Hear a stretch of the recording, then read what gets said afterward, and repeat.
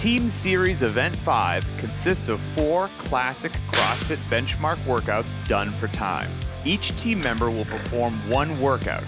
Teams may decide which gender performs each workout. At the call of 3, 2, 1, go, the first athlete will perform Karen, consisting of 150 wall ball shots. Men use a 20-pound medicine ball to a 10-foot target, or women use a 14-pound medicine ball to a 9-foot target. When athlete number 1 finishes Karen, he or she slaps hands with athlete number 2, who then performs Grace, consisting of 30 clean and jerks.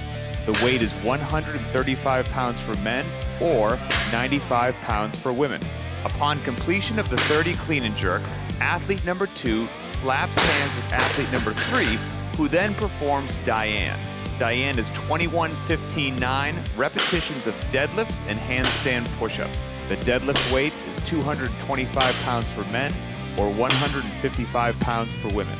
Once athlete number 3 completes Diane, they slap hands with athlete number 4, who then performs Randy, which is 75 power snatches at 75 pounds for men or 55 pounds for women.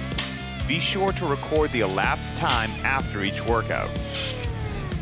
During every repetition of the wall ball, the athlete must squat below parallel. That means the hip crease is clearly below the top of the knee. After the athlete has squatted below parallel, they will get credit for the repetition when it hits the wall clearly above the designated target. The center of the ball must be clearly above the marked target for the wall ball shot to count. If the athlete does not squat below parallel, that repetition will not count. If the athlete fails to hit the wall above the target, those reps will not count. The athlete may not bounce the ball into the next repetition. The ball must come to a complete stop before the next rep begins. Be sure to include the height of the target in the video. The clean and jerk starts with the weight on the floor and finishes with the barbell fully locked out overhead with the arms, hips, and legs extended and the bar over the center of the athlete's body when viewed from profile. If the athlete fails to reach extension of the hips and knees before the weight is brought back down or dropped, that repetition will not count. If the athlete chooses to do a split-style jerk, both feet must return back under the athlete's body and the hips and knees must reach full extension before the repetition will count. If the athlete does not lock out their arms at the top of the repetition, that rep will not count. If the athlete does not finish with the bar over the center of their body, those reps will not count. The barbell must pass through the front rack position before going overhead. Snatching the weight is not allowed. The deadlift begins with the barbell on the ground and finishes when the athlete stands up the weight to full extension of the knees and hips, with their shoulders behind the bar at the top of the movement.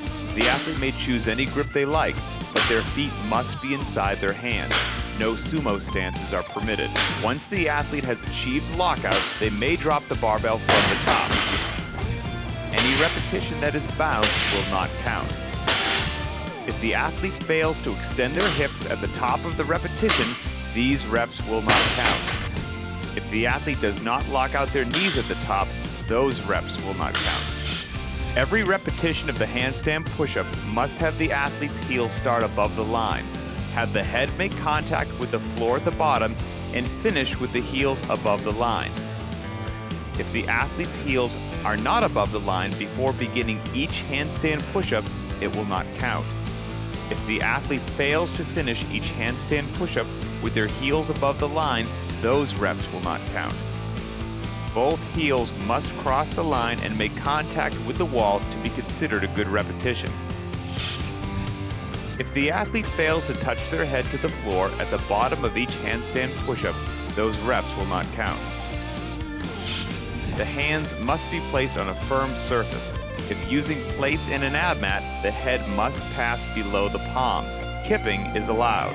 Prior to starting the workout, the athlete and judge will need to set the height for the handstand push-ups. To determine the height, the athlete stands in a hip-width stance with their toes touching the wall. They raise their hands over their head, lock out their elbows, set their shoulders back and down, and with their thumbs touching, press their palms against the wall. Make a mark at both wrists. Now make a second mark 3 inches below the wrist mark. Draw a straight line connecting the 2 lower marks. Mark the line with tape or some other method that won't rub off during the workout. For the snatch, the athlete must bring the bar from the ground to the overhead position in one smooth motion. This is not a ground to overhead anyhow.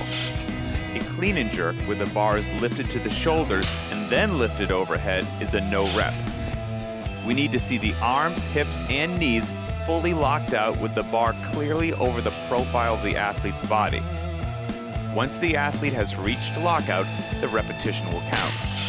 The athlete may choose to do a split-style snatch. However, both feet must return back under the athlete's body while lockout is maintained for the repetition to count. Any repetition where the athlete does not reach full hip extension is a no rep. If the athlete bounces the repetition, that's a no rep. If you are not using full-size bumper plates for this workout, you must start every repetition with the barbell below the knee. Your team's score for this event is the total time to complete all 4 workouts. Scaled options are available for this event.